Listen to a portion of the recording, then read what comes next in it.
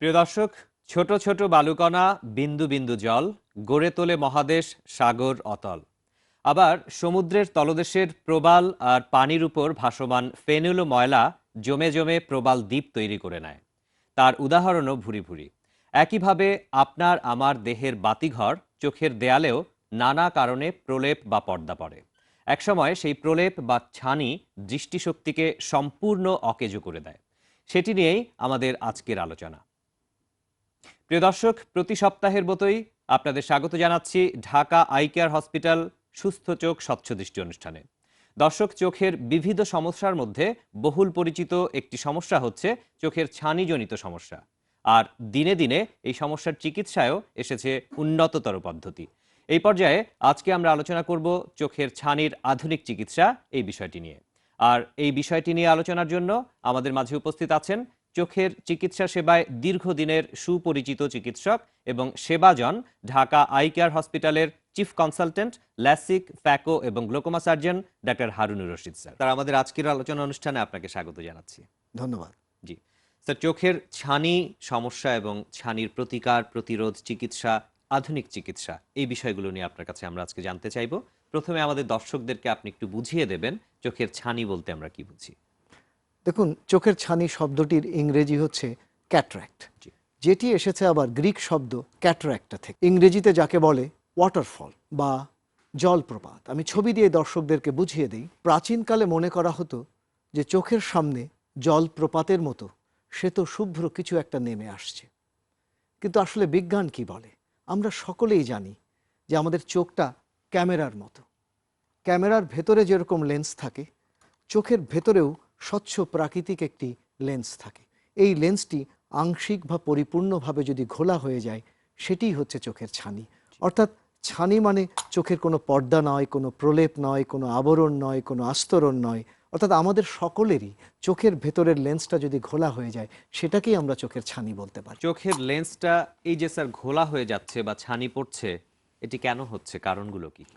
দেখুন, বয়স বাড়ার সাথে সাথে আমাদের চুল যেমন পাকা শুরু করে, ত্বক কুঁচকাতে থাকে, ঠিক তেমনিভাবেই চোখের ভেতরের স্বচ্ছ প্রাকৃতিক লেন্সটি ধীরে ধীরে ঘোলা হতে থাকে। আমি ছবি দিয়েই বুঝিয়ে দিই। এটিকেই বলে বয়সজনিত চোখের ছানি। এছাড়া একটা শিশু ছানি নিয়ে জন্মগ্রহণ করতে পারে, যেটাকে বলে জন্মগত ছানি। এর পরের ছবিতে আমরা দেখব জন্মের পরেও চোখের ছানি পড়তে পারে, যেটাকে বলে ডেভেলপমেন্টাল ক্যাটারাক্ট বা জন্ম পরবর্তী ছানি। এর পরের ছবিতে আমরা দেখব ডায়াবেটিস। যাদের ডায়াবেটিস, তাদের ছানি পড়ার সম্ভাবনা অন্যদের চাইতে দ্বিগুণ। এর পরের ছবিতে আমরা দেখব আঘাত।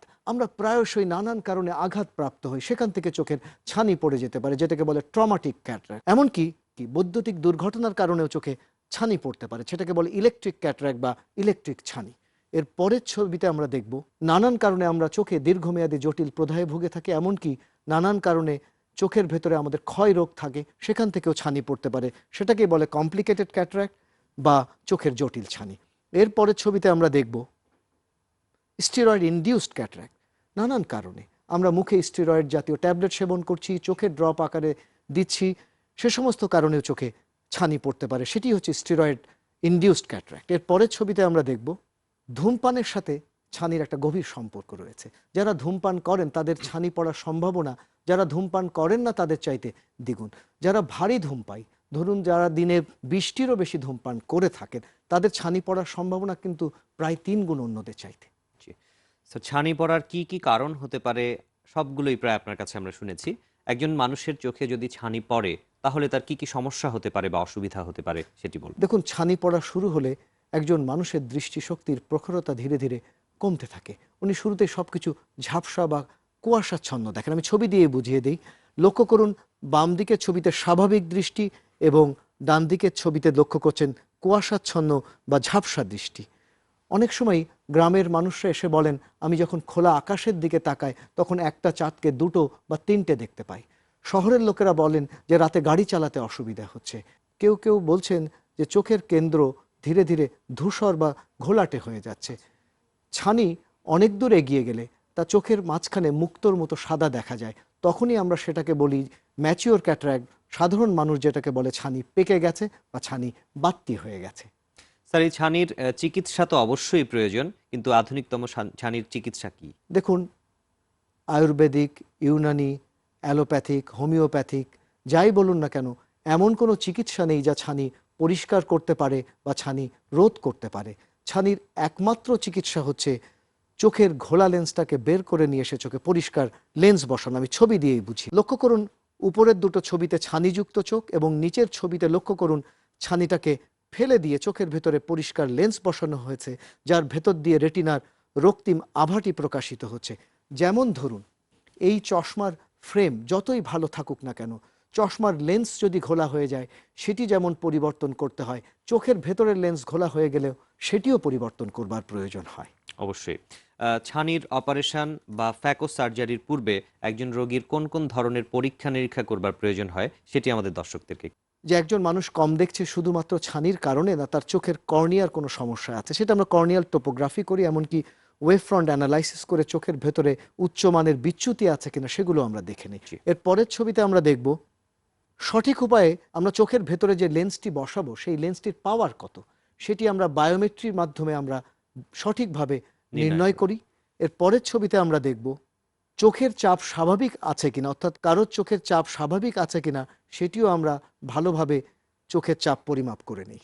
এর পরের ছবিতে আমরা দেখব চোখের তারারন্ধ্র বড় করে আমরা সরাসরি রেটিনা পর্যবেক্ষণ করি, প্রয়োজনে রেটিনার একটা ছবি তুলে রাখি। অর্থাৎ এই পরীক্ষাগুলো করার পরেই আমরা চোখের ছানির অপারেশন করে থাকি। স্যার, ছানি অপারেশন পদ্ধতি সম্পর্কে আপনার কাছে আমরা একটু জানতে চাইবো, আমাদের দর্শকদের জন্য বুঝিয়ে বলবেন। আমি ছবি দিয়েই বুঝিয়ে দিচ্ছি। দেখুন, ছানি অপারেশনের পুরনো একটি পদ্ধতি রয়েছে যেটাকে বলে এক্সট্রা ক্যাপসুলার ক্যাটারাক্ট সার্জারি। লক্ষ্য করুন, সেখানে ছানিটাকে চোখের ভেতর থেকে আস্ত বের করে আনতে হয়, প্রায় 12 থেকে 14 মিলিমিটার জায়গা কাটতে হয়, ফলে প্রায় 7 থেকে 10টি সেলাই দেবার প্রয়োজন হয়। এর পরের ছবিতে আমরা দেখব প্রচলিত একটি ম্যানুয়াল পদ্ধতি রয়েছে যেটাকে বলে স্মল ইনসিশন ক্যাটারাক্ট সার্জারি। সেখানেও ছানিটাকে আস্ত বের করে আনতে হয়, কিন্তু সেখানে 7 থেকে 10 মিলিমিটার জায়গা কাটতে হয়। কোনো সেলাই লাগে না, কিন্তু ইনজেকশন লাগে, ব্যান্ডেজ লাগে, কালো চশমা পড়তে হয়, জি। পরিপূর্ণ দৃষ্টি ফিরে পেতে সময় লাগে। এর পরের ছবিতে আমরা দেখব সবচেয়ে লেটেস্ট প্রযুক্তি হচ্ছে ফ্যাকো ইমালসিফিকেশন বা ফ্যাকো প্রযুক্তি। ছবিতে লক্ষ্য করছেন সবচেয়ে লেটেস্ট প্রযুক্তির centurion vision system from Alcon USA. এটি ওয়ার্ল্ডের সবচেয়ে বেস্ট ফ্যাকো মেশিন। এর পরের ছবিতে আমরা দেখব আরেকটি বেস্ট ফ্যাকো প্রযুক্তি, সেটি হচ্ছে White Star Signature Ellips phaco প্রযুক্তি। এই দুটো বেস্ট ফ্যাকো প্রযুক্তি আমরা ঢাকা আই কেয়ার হসপিটালে আমাদের রোগীদের সেবায় নিয়োজিত রেখেছি। স্যার, আপনার কথার মাধ্যমে আমরা জানতে পারলাম যে ঢাকা আই কেয়ার হসপিটালে আপনারা এখনকার আধুনিকতম যে পদ্ধতিগুলো ব্যবহার করছেন এবং সর্বাধুনিক পদ্ধতি সেগুলি ব্যবহার করছেন। আপনি একজন বাংলাদেশের পথিকৃৎ ফ্যাকো সার্জন। আপনি আমাদেরকে একটু বলবেন যে কি কি ধরনের লেন্স সাধারণত এই ফ্যাকো সার্জারিতে আপনারা ব্যবহার করছেন। ডক্টর বায়েজিদ, লেন্স মূলত দু ধরনের, একটা হচ্ছে শক্ত লেন্স আর একটা হচ্ছে নরম লেন্স। আমি ছবি দিয়ে বুঝিয়ে দিই। আসলে চোখের মাঝখানের যে জায়গাটা, এগুলো অপটিক, এখানে এই পাওয়ারটা থাকে, এই পাওয়ার দিয়ে কিন্তু আমরা দেখি। আর পাশের যে জায়গাটা সেটা হলো হ্যাপটিক, লেন্সটাকে তার অবস্থানে ধরে রাখে। বাম দিকের ছবিটা হচ্ছে শক্ত লেন্স আর ডান দিকের দুটো ছবিটা হচ্ছে নরম লেন্স। আমরা পরের ছবিতে আমরা দেখব যে এই লেন্সগুলো বসানোর জন্যে জি। আমরা সর্বাধুনিক প্রযুক্তির মাইক্রোস্কোপ ব্যবহার করি। আমরা অনেক সময় মনে করি যে চোখের অপারেশন মনে হয় খালি চোখে করা। আপনি জানেন চোখ এমনিই ছোট এবং চোখের ভেতরের ক্ষুদ্রাতি ক্ষুদ্র অংশগুলো আরও ছোট। সবচেয়ে লেটেস্ট প্রযুক্তির OPMI Lumera 700 microscope from Carl Zeiss Germany, যেটি ওয়ার্ল্ডের বেস্ট মাইক্রোস্কোপ, সেটা আমরা ঢাকা আই কেয়ার হসপিটালে ব্যবহার করছি। চলুন একটা ভিডিও দিয়ে দর্শকদেরকে সেই ফ্যাকো সার্জারিটা আমরা দেখিয়ে আসি। লক্ষ্য করছেন Centurion vision system with Ozil intelligent torsional phaco systems এবং white star eye signature ellipse phaco প্রযুক্তির মাধ্যমে ছানিটাকে টুকরো টুকরো করে ভেঙে গলিয়ে আমরা বের করে নিয়ে আসছি উচ্চ মাত্রার ভ্যাকিউম এবং বেশ নিম্নমাত্রার ফেকো এনার্জি ব্যবহার করে মাত্র 2 মিলিমিটার একটা ছিদ্র করে চমৎকারভাবে ছানিটা চোখের ভেতর থেকে বের হয়ে আসলো। এবার লেন্স বসানোর পালা। এই সেই নরম লেন্স যেটা সহজে ভাঁজ হয়ে যায়, স্বয়ংক্রিয়ভাবে সাদা কার্টিজের মধ্যে, এবং তার পরপরই এই ভাঁজযুক্ত লেন্সটি চোখের ভেতরে বসিয়ে দেবার পালা। লক্ষ্য করুন, এই ভাঁজযুক্ত লেন্সটি আমরা ধীরে ধীরে চোখের ভেতরে প্রবেশ করাচ্ছি। ধীরে ধীরে লেন্সটি চোখের ভেতরে তার ভাঁজ খুলে চমৎকারভাবে লেন্সটি চোখের মাঝখানে বসে গেল। চোখের ভেতরে জেল মেটেরিয়ালগুলো আমরা বের করে নিয়ে আসছি। অসম্ভব রোগী বান্ধব এই পদ্ধতিটি ডক্টর বায়েজিৎ। জি। মাত্র 10 মিনিট সময় লাগে, কোনো রক্তপাত নেই, ইনজেকশন লাগে না, ব্যান্ডেজ লাগে না। 1.5 দশকেরও বেশি সময় ধরে ঢাকা আই কেয়ার হসপিটালে এই প্রযুক্তি আমরা ব্যবহার করে আসছি আমাদের চোখের ছানি রোগীদের সেবায়। ছানি রোগীদের সেবায় অত্যন্ত স্বল্প সময়ে এবং এই সঠিক পদ্ধতিটি আপনারা ব্যবহার করছেন। স্যার, কিছুক্ষণ আগে আপনি বলছিলেন শক্ত লেন্স, নরম লেন্স এবং ভাঁজ করা লেন্সের কথা। এই ধরনের লেন্সের গুণগত কোনো পার্থক্য বা আসলে বিষয়টা কি? আমি ছবি দিয়ে বুঝিয়ে দিই। আপনার মনে আছে পুরোনো দিনে আমরা যে টেলিভিশন মনিটর যেগুলো ছিল বা কম্পিউটার মনিটর যেগুলো ছিল, জি। সেগুলো কিন্তু সিআরটি বা ক্যাথোড রে টিউবিং। এখন আমরা লেটেস্ট কি ব্যবহার করছি? LCD LED monitor, flat.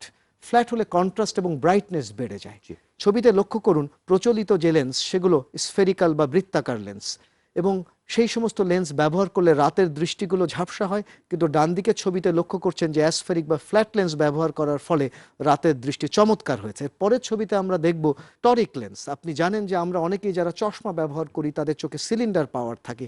বাম দিকের ছবিতে টরিক লেন্স বসালে তাদের অপারেশনের পরে সেই ধরনের সিলিন্ডার পাওয়ারের চশমা লাগে না। মাঝখানে ছবিতে লক্ষ্য করছেন মাল্টিফোকাল লেন্স। প্রচলিত লেন্সগুলোতে সিঙ্গেল পাওয়ার থাকে, কাছে পড়তে গেলে চশমা লাগে। জি। মাল্টিফোকাল লেন্স বসালে সেই ধরনের চশমা আর লাগে না। সবচেয়ে ডান দিকে লক্ষ্য করুন মাল্টিফোকাল টরিক লেন্স।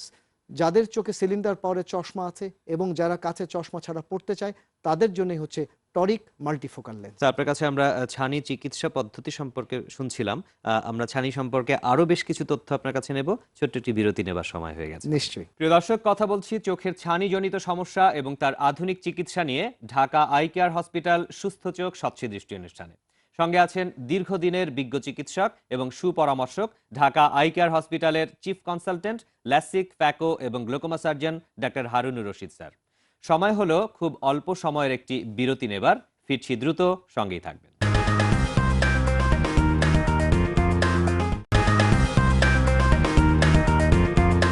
প্রিয় দর্শক, বিরতির পর আরও একবার স্বাগত সবাইকে ঢাকা আই কেয়ার হসপিটাল সুস্থ চোখ স্বচ্ছ দৃষ্টি অনুষ্ঠানে। সঙ্গে আছেন চোখের চিকিৎসা সেবায় নিয়োজিত নিবেদিত প্রাণ সুপরিচিত চিকিৎসা ব্যক্তিত্ব ঢাকা আই কেয়ার হসপিটালের চিফ কনসালটেন্ট, ল্যাসিক, ফ্যাকো এবং glaucoma surgeon doctor Harunur Rashid sir. আজকের আলোচনার বিষয় চোখের ছানির আধুনিক চিকিৎসা। ফিরছি আমরা আলোচনায়। স্যার, বিরতির পূর্বে আপনি চোখের ছানির বেশ কিছু গুরুত্বপূর্ণ তথ্য আমাদের দর্শকদের দিয়েছেন। যাদের চোখে ডায়াবেটিক রেটিনোপ্যাথি রয়েছে এবং ছানির সমস্যাও রয়েছে, তাদের ক্ষেত্রে চিকিৎসা পদ্ধতি সম্পর্কে আপনার কাছে একটু শুনতে চাই। আমি ছবি দিয়ে আমরা বুঝিয়ে দিচ্ছি। আপনি জানেন যাদের ডায়াবেটিস তাদের রেটিনা আক্রান্ত হয়, সেটাকে আমরা জি। ডায়াবেটিক রেটিনোপ্যাথি বলি। জি। রেটিনাতে রক্তক্ষরণ হয়, চর্বি জমে, আমিষ জমে। এছাড়া এর পরের ছবিতে আমরা দেখব শুধু ডায়াবেটিস নয়, বয়সের কারণে আমাদের চোখের রেটিনার যে কেন্দ্র যেটা ম্যাকুলা রয়েছে সেখানেও ক্ষয় শুরু হয়, যেটাকে আমরা এজ রিলেটেড ম্যাকুলার ডিজেনারেশনস বলে থাকি। উন্নত বিশ্বে অন্ধত্বের প্রধানতম কারণ সেটি।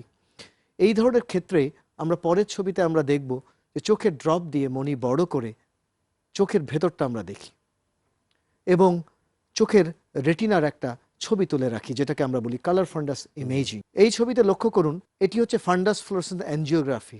আপনি জানেন ডক্টর বায়েজিদ, আমরা হৃদরোগের চিকিৎসাতে যেমন করোনারি অ্যাঞ্জিওগ্রাম করে থাকি, চোখের চিকিৎসাতেও তেমনি অ্যাঞ্জিওগ্রাম করা হয়, সেটাকে বলে ফান্ডাস ফ্লোরেসেন্স অ্যাঞ্জিওগ্রাম। এর পরের ছবিতে আমরা দেখব অপটিক্যাল কোহেরেন্স টোমোগ্রাফি। এটি একটি যুগান্ত সৃষ্টিকারী পরীক্ষা। এর মাধ্যমে চোখের রেটিনার কোন স্তরে রক্তক্ষরণ হয়েছে, চর্বি জমেছে, আমিষ জমেছে সেটা আমরা বের করতে পারি। এর পরের ছবিতে আমরা দেখব, আপনি জানেন শরীরের বিভিন্ন রোগ নির্ণয় আমরা আল্ট্রাসনোগ্রাম করে থাকি, চোখেরও আল্ট্রাসনোগ্রাম করি। বাম দিকের ছবিতে লক্ষ্য করুন চোখের ভেতরে রক্তক্ষরণ হলে আমরা সেটা যেমন বুঝতে পারি। ডান দিকের ছবিতে লক্ষ্য করুন যে রেটিনা ছিঁড়ে গেলে, রেটিনা বিচ্ছিন্ন হলে সেটাও আমরা বুঝতে পারি আল্ট্রাসাউন্ড বি স্ক্যানের মাধ্যমে। অর্থাৎ একজন ডায়াবেটিক রোগীর ছানি অপারেশনের আগে এই সমস্ত পরীক্ষা নিরীক্ষাগুলো আমরা করি, তারপরেই ফ্যাকো সার্জারি করি। ঠিক একইভাবে কোনো একজন রোগীর চোখ পরীক্ষা করে যদি সেখানে চোখের প্রেশার বেশি পাওয়া যায় বা গ্লোকোমা রোগ যদি শনাক্ত হয়, সেই ক্ষেত্রে ছানির চিকিৎসা বা গ্লোকোমার চিকিৎসা কোনটি আপনারা আগে করেন বা কিভাবে করেন? খুবই প্রাসঙ্গিক প্রশ্ন। যাদের ছানি এবং ডায়াবেটিক রেটিনোপ্যাথি রয়েছে, অবশ্যই ডায়াবেটিক রেটিনোপ্যাথির চিকিৎসা আগে করা হয়। জি। রেটিনার কেন্দ্রে যদি পানি জমে, রক্তক্ষরণ হয়, আমরা চোখের ভেতরে এক ধরনের ঔষধ দিয়ে দিই ইনজেকশনের মাধ্যমে, সেটাকে আমরা বলি অ্যান্টি ভিজিএফ ইনজেকশনস, যেমন লুসেন্টিস, অ্যাভাস্টিন। এর পরের ছবিতে আমরা দেখব চোখে আমরা লেজার রশ্মি প্রয়োগ করি। এর পরের ছবিতে আমরা দেখব যাদের চোখের ভেতরে রক্তক্ষরণ হয়, সেই রক্তক্ষরণটাকে আমরা বের করে নিয়ে আসি কনস্টেলেশন ভিশন সিস্টেম রেটিনাল সার্জারির মাধ্যমে। এই সমস্ত কিছু চিকিৎসা করার পরে তারপরে আমরা ফ্যাকোসার্জারি। স্যার, যদি কারো চোখ পরীক্ষা করে দেখা যায় যে তার গ্লোকোমা রোগ ধরা পড়েছে বা চোখের চাপ বেশি আছে বা প্রেসার বেশি আছে, সেই ক্ষেত্রে আপনারা কি চিকিৎসা করেন? হ্যাঁ, সেটাই বলছি, একটু ছবি দিয়ে বুঝিয়ে দিই। প্রথমে আগে বলে নেই যে গ্লোকোমা রোগটা কি।